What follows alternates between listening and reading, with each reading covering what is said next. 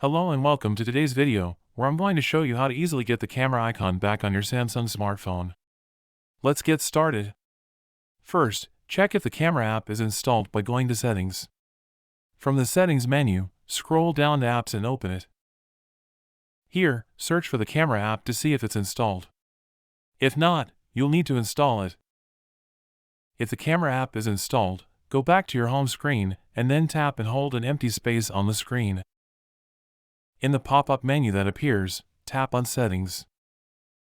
From there, go to Hide Apps on Home and Apps screens. Check if the camera app is listed under Hidden Apps. If it is, just tap the minus symbol icon next to the camera to unhide it. Finally, tap Done to confirm. And the camera icon will be restored to your home screen. You can now tap or drag it to where you want to place it. And that's it. Thanks for watching. Don't forget to like and subscribe for more helpful videos.